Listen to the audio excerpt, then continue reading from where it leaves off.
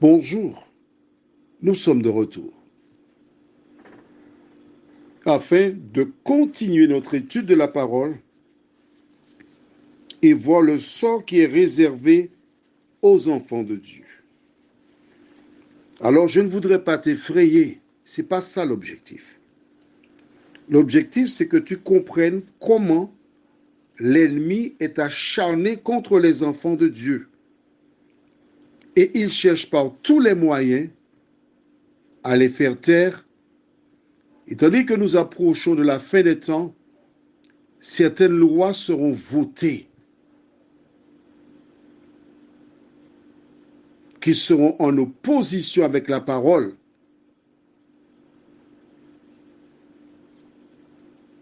Et des gens devront se lever pour prendre position.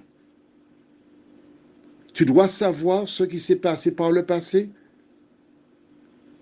parce que c'est cela qui arrivera encore.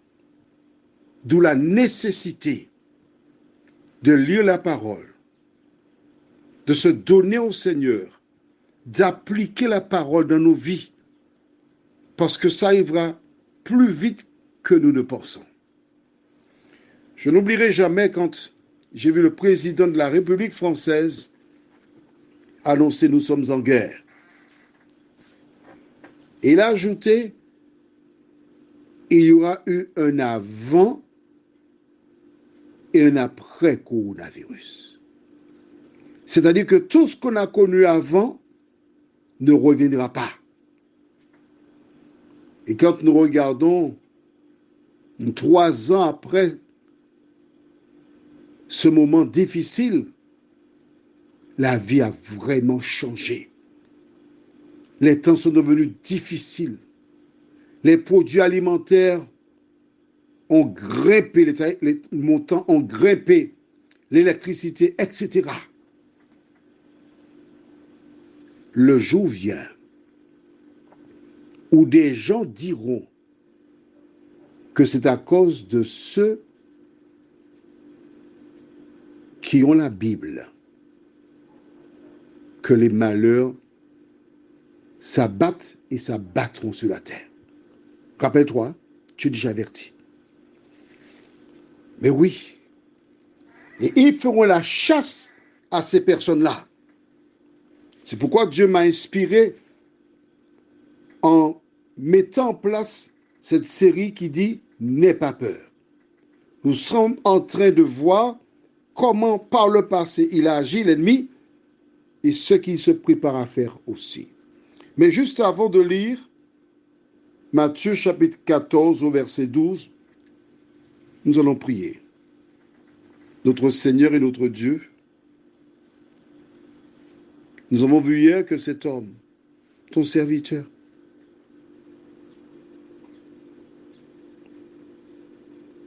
qui t'est fidèle, exactement comme Abel, il a été tué.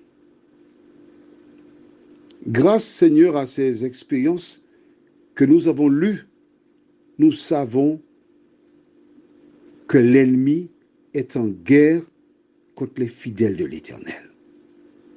Seigneur, tandis que nous allons étudier ce verset qui suit, que le Saint-Esprit nous accompagne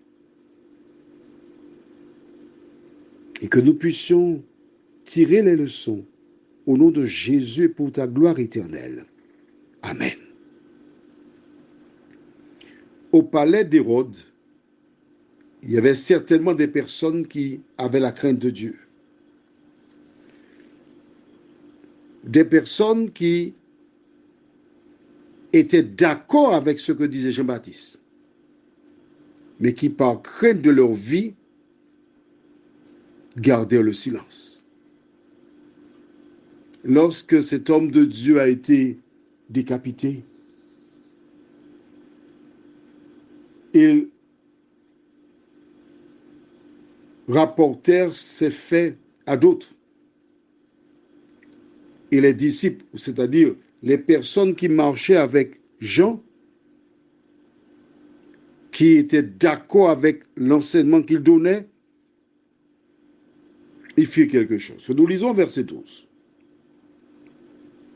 les disciples de Jean vinrent prendre son corps et l'ensevelir. Et ils allèrent l'annoncer à Jésus. Hérodias a gardé la tête de Jean-Baptiste. Qu'a-t-elle fait avec? Nous l'ignorons. La Bible ne donne pas ce détail. Mais les disciples de Jean, Jésus avait des disciples, mais Jean avait aussi. Et je rappelle que Jean a commencé son ministère avant celui de Jésus. Ses disciples se rendirent à la prison. Ils n'avaient pas honte d'être identifiés comme les disciples de Jean-Baptiste.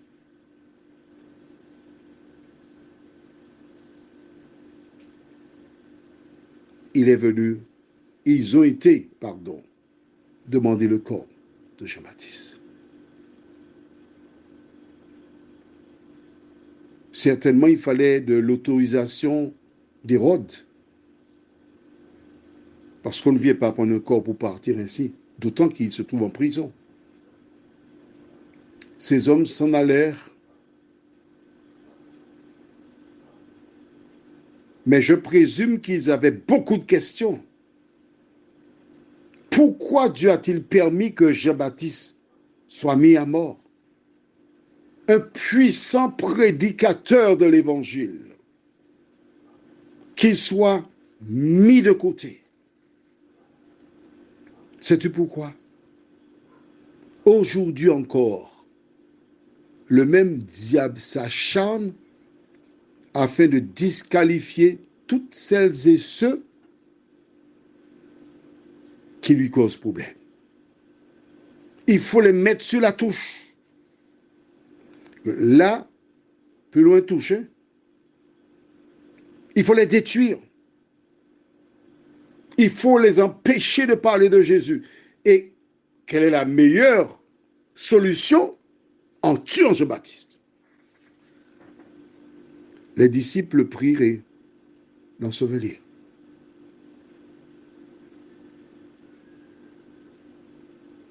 Et bien sûr, il se posait la question de pourquoi, Seigneur, as-tu permis cela?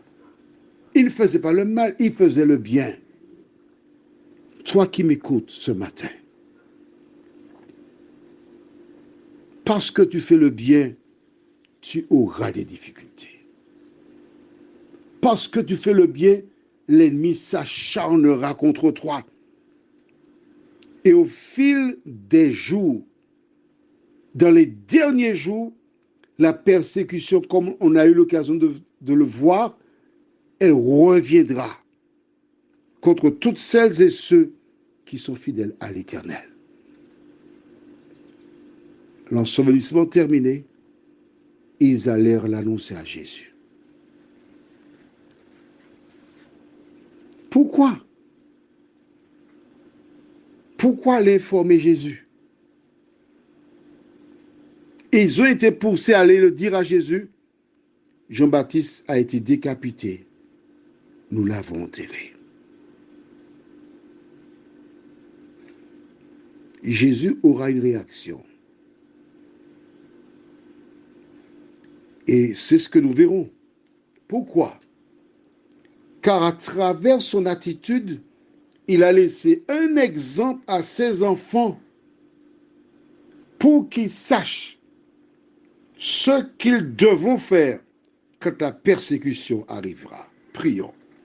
Notre Seigneur, notre Dieu, voici ton serviteur, Jean-Baptiste, dont le seul crime fut de dire la vérité. Seigneur, en voyant ce qui lui est arrivé, plusieurs sont tentés de ne pas dire la vérité. Mais Seigneur, le devoir d'un enfant de Dieu, d'un chrétien, c'est de dire la vérité. Merci de continuer de nous bénir, Seigneur, de nous diriger, de nous fortifier. Merci de nous aider à comprendre ce qui nous attend. Mais quel que soit ce qui arrivera, à rester fidèle jusqu'à la mort, nous t'en prions. Au nom de Jésus et pour ta gloire éternelle. Amen. Je te souhaite une bonne journée et n'aie pas peur, parce que Jésus a quelque chose de bon pour toi.